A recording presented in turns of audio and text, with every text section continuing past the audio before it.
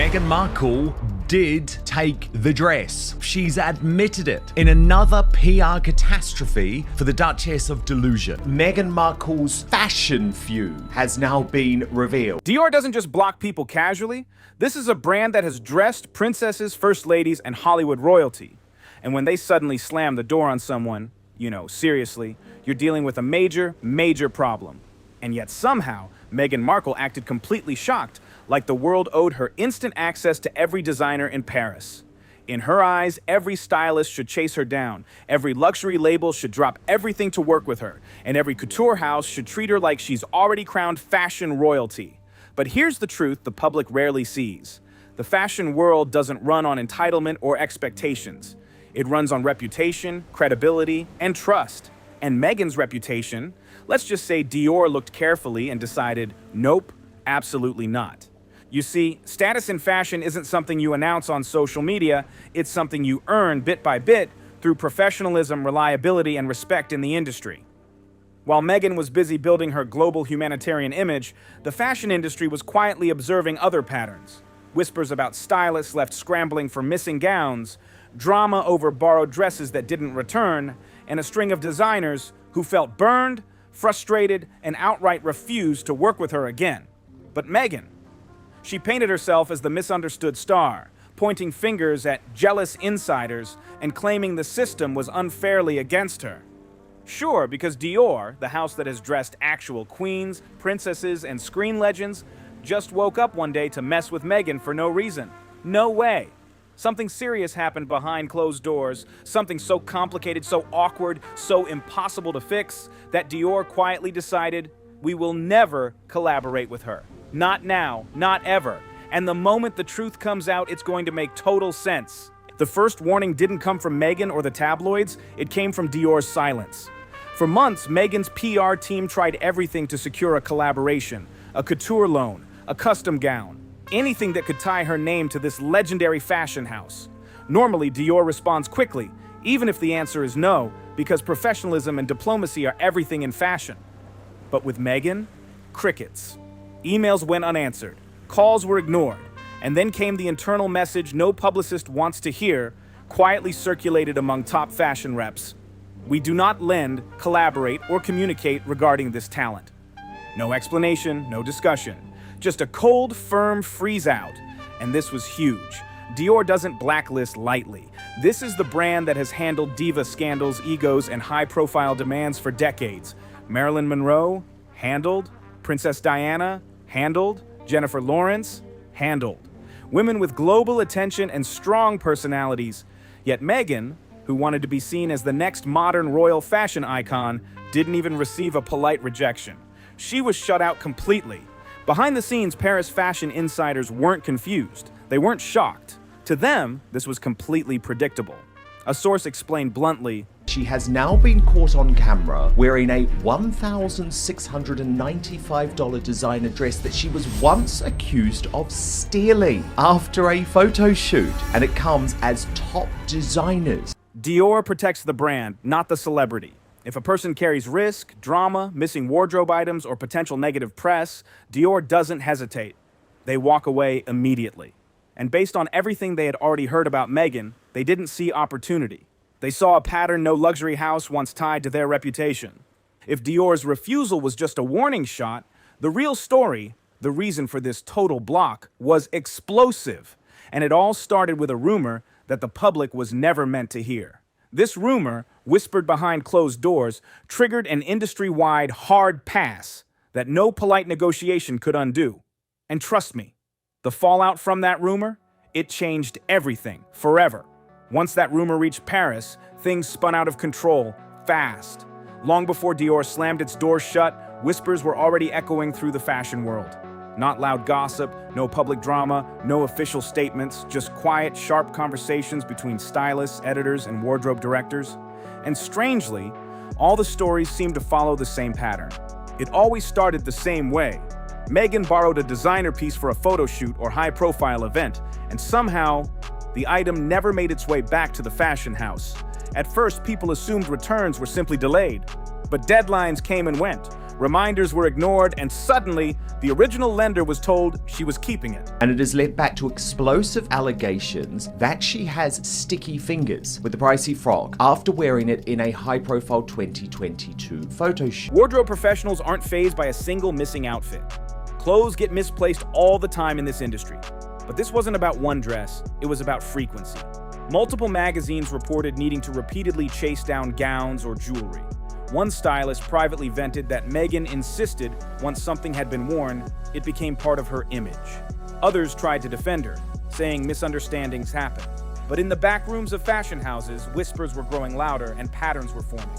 Every time a new incident surfaced, designers grew more reluctant to lend. Behind closed doors, the message was clear.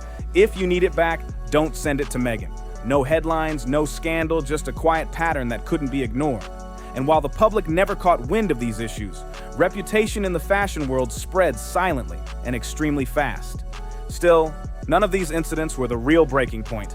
That came with one very specific dress that resurfaced years later, the infamous emerald green gown. Meghan wore it during a high-profile Variety magazine shoot.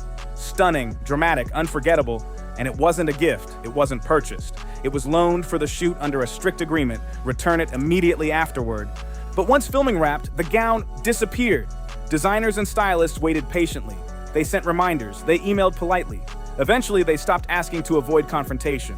The dress became just another lost item in a growing pile of unanswered questions. None of the items are being hawked on websites. None of the items are being given for free. The royal family pay for their clothes from trusted designers, and by the way, tend to wear them over and over again. Beloved piece. Then, years later, the bomb dropped. Meghan appeared at a private event wearing the exact same gown. Not a copy, not a dupe. The original gown worn as if it had always been hers. Photos spread like wildfire through stylists' group chats. Screenshots of the original wardrobe list from the Variety shoot were lined up side by side with the new photos, and the match was undeniable. That single moment set off an avalanche. Stylists laughed in disbelief. Others were furious. The original designer, already reluctant to speak publicly, reportedly felt humiliated that their creation was being paraded as if it had been owned all along. Fashion houses don't mind lending. It's normal. But they absolutely despise disrespecting agreements. The emerald green gown became the smoking gun. Not a rumor, not speculation. Proof. Confirmation of every whisper the fashion world had tried to quietly ignore. And once those private screenshots reached the desks of higher-ups, the fallout was unstoppable. Once the images circulated, the fashion industry reacted with brutal efficiency, like a domino effect that no one could stop. The emerald green gown wasn't just a dress, it was a symbol, a spark that ignited years of whispered conversations into full-blown fire. Suddenly, stylists, editors, and designers who had stayed silent for years were sharing their experiences openly behind closed doors. And the story? It wasn't just about one dress. It was about a pattern of behavior that no luxury brand could ignore. Paris insiders say the industry doesn't deal in drama lightly.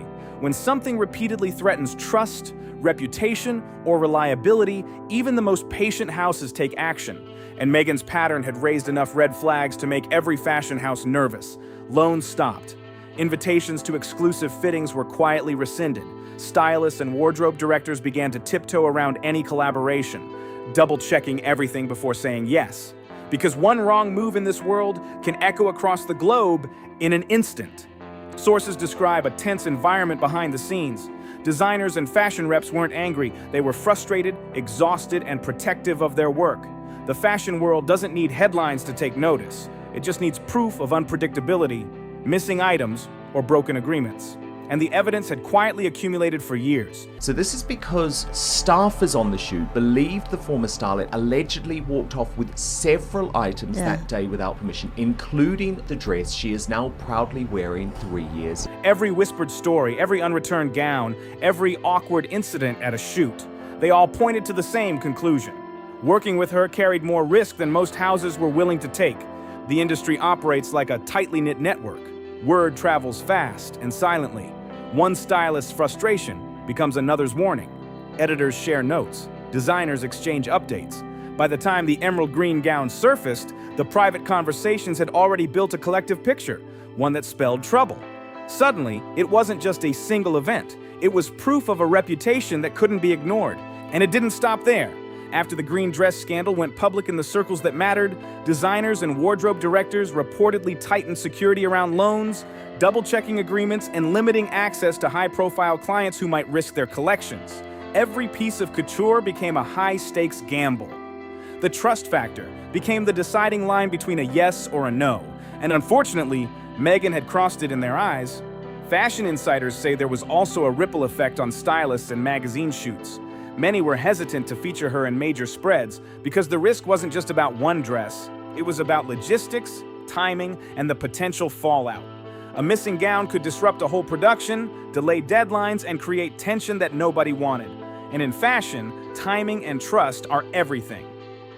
The scandal reached a turning point when more houses began quietly sharing anecdotes. Stylists mentioned delayed returns, borrowed accessories never coming back, and garments arriving damaged. It wasn't malicious intent, they said. It was careless behavior that endangered professional relationships. And once one house speaks up, others listen. The message was clear. The reputation risk wasn't worth it.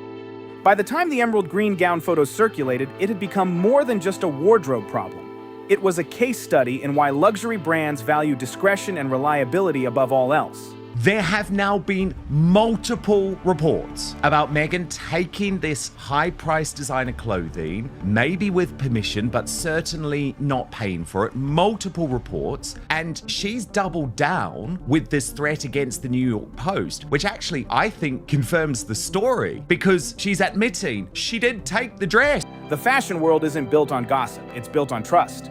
And when that trust is broken, even a single incident can ripple outward, changing opportunities, closing doors, and shaping perceptions for years to come. From that moment on, sources say the private fashion circles began treating Meghan like a no-go zone. Designers refused loans, stylists hesitated to include her in high-profile spreads, and invitations to exclusive couture events quietly stopped coming. And all of this, completely silent to the public. The average fan had no idea that a single dress could trigger such a sweeping industry-wide response. But in fashion, the consequences are real and relentless. The emerald green gown wasn't just a wardrobe misstep. It became the proof that fashion houses needed to protect their reputation above all else. And once that pattern was confirmed, Dior and other luxury brands made a silent but firm decision. You can't negotiate when your name is tied to repeated issues. Trust once lost is almost impossible to rebuild in this world. No press releases, no dramatic statements, just quiet, calculated decisions made behind showroom doors. Stylists who once pitched Meghan for campaigns suddenly vanished from the radar. Brands that usually begged celebrities to showcase their latest collections stopped sending lookbooks altogether. Emails that would normally go out automatically simply didn't. The message wasn't spoken, but it was crystal clear. Working with Meghan had become a liability. Some fashion houses started adding unusual clauses to lending contracts, refundable deposits, mandatory sign-offs, and assistants assigned solely to track each item. In some cases, requests were rejected outright because previous pieces had vanished or gone missing. Behind every polite email was a silent warning: this isn't worth the risk. It didn't matter how famous she was, how many followers she had, or how headline-friendly her name might be. Designers protect their archives like museums protect priceless art. And once trust is broken in fashion, it's nearly impossible to rebuild. Stylists reportedly became blunt in private group chats. If you want the piece returned, don't send it to her. One luxury brand executive summed it up harshly: drama follows her wardrobe. Even companies trying to stay neutral quietly backed away, avoiding any chance of being caught in the fallout. When Dior requested an internal industry background review on Meghan, something they rarely do, the verdict was overwhelmingly negative. Reliability is everything in couture. If a celebrity makes lenders nervous, doors close fast, and nothing can reopen them. By this point, Meghan wasn't just dealing with whispers. She was facing a full fashion industry freeze-out. And this freeze had begun years before anyone even connected it to her royal life. Long before she stepped into the global spotlight, wardrobe teams on the set of Suits were noticing troubling patterns. The costume department handled expensive pieces every day. Designer heels, custom blazers, luxury dresses, all meticulously cataloged and tracked. But whenever Meghan filmed scenes with high-value items, those were the ones most likely to go missing. After production wrapped, assistants would scramble through storage trailers and dry clean logs, searching for pieces that simply weren't there anymore. At first, the assumption was human error. but the same scenario repeated again and again. Those clothes are being lent by top designers of the world. And I have since heard in a more recent photo shoot of Meghan's, there was also a lot of stuff that was not returned after Meghan wore it in a very high-profile photo shoot. Always with her outfits. The pattern didn't stop after the show either. During early royal engagements, eagle-eyed crew members noticed familiar accessories and shoes, the exact ones previously logged as missing during filming. Some insiders tried to brush it off as coincidence, but others privately questioned how wardrobe from a TV show could end up at high-profile, heavily photographed events unless it had been deliberately retained. And when asked about it, Meghan reportedly defended herself, claiming she didn't want clothing she had worn to be resold or misused. The crew had a blunt counter. If that was the concern, she could simply purchase the items outright. But receipts never followed, and that became the problem, a pattern that repeated enough times that nobody wanted to confront it publicly. In the high-stakes world of fashion and TV, calling out a rising star can destroy careers, and many chose to remain silent rather than risk it. He reported that Meghan, at the end of that shoot, the crew that was there was sort of surprised because she had some high-heeled shoes on that no longer seemed to be in the room for the shoot. By the time she entered the royal spotlight, the groundwork for the industry freeze-out was already laid, and the fashion world was watching closely, quietly cataloging incidents and silently deciding some risks simply aren't worth taking no matter how famous the person might be. By the time Meghan fully stepped into the public eye as a royal, the fashion world wasn't just whispering anymore. It was watching, documenting, and quietly shutting doors. Designers who once competed to dress her were now holding back, scrutinizing every request and treating her like a red flag instead of a celebrity. The freeze-out wasn't sudden. It was years in the making. Luxury brands began treating her like any high-risk client. Loans were rare, approvals were slow, and every wardrobe item came with conditions that made collaboration almost impossible. Stylists reported that some houses required extra assistance to track the items, refundable deposits that were rarely necessary for other clients, and explicit agreements that she would return everything immediately. Any deviation meant automatic blacklisting. It wasn't about fame or followers. It wasn't about headlines or photo ops. In the world of couture, it's all about trust.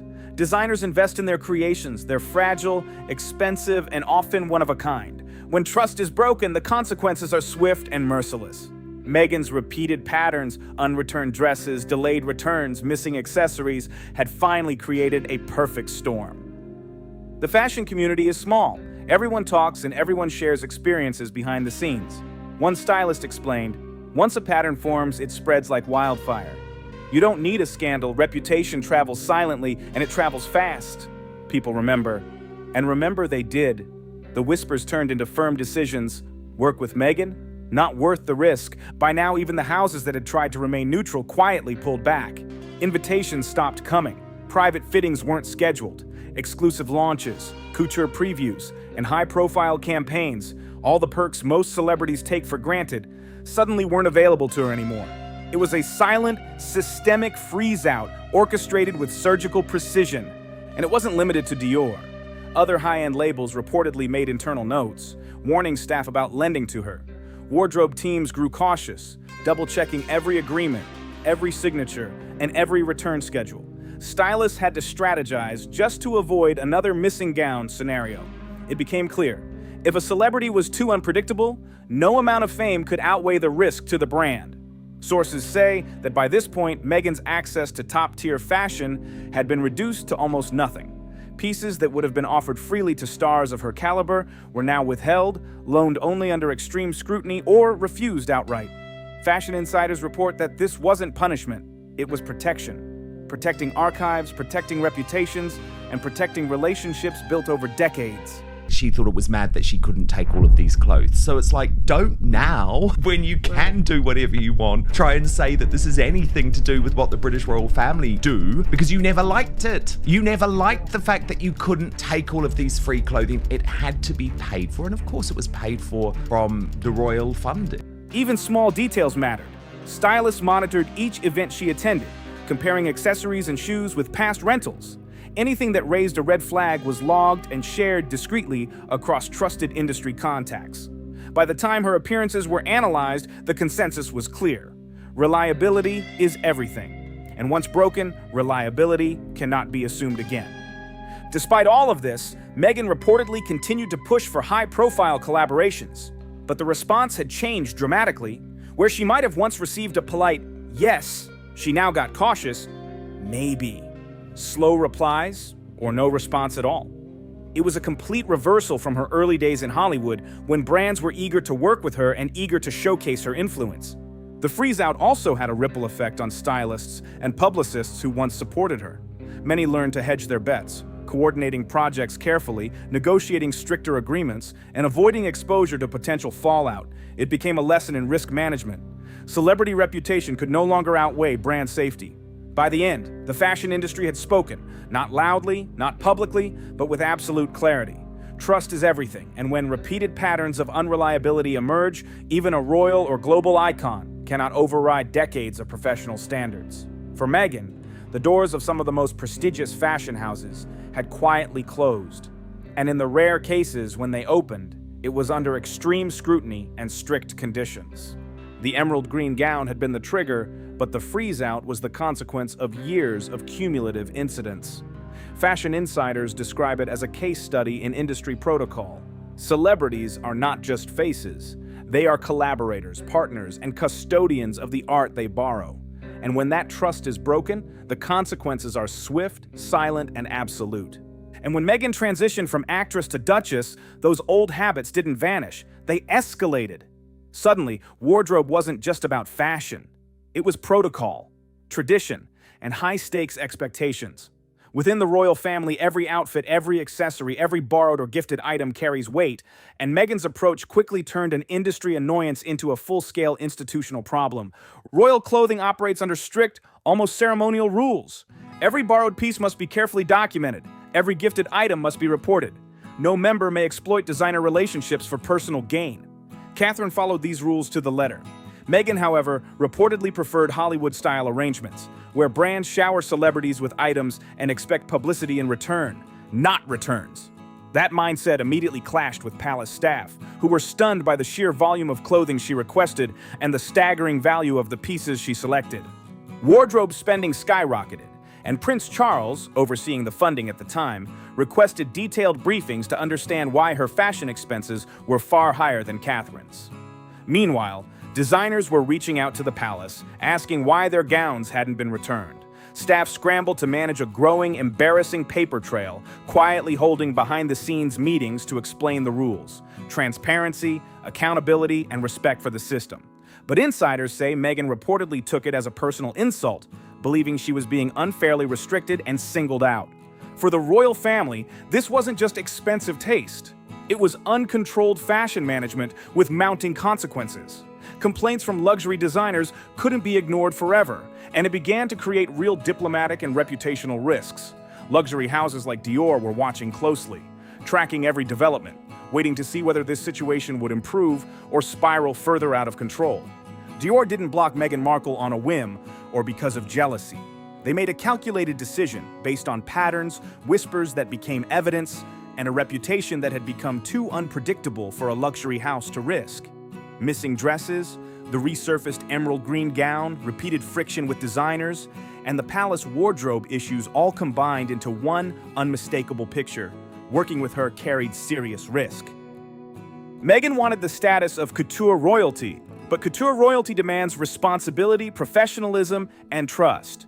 And trust? That's the one currency in fashion you can't buy. Maybe one day she'll repair those relationships, or maybe she'll continue blaming outsiders for what insiders quietly call self-inflicted damage. Only time will tell. But one thing is certain: Dior closing that door sent shockwaves across the entire industry. It wasn't just a refusal, it was a clear, unforgettable statement that rippled through every luxury house, stylist, and wardrobe team.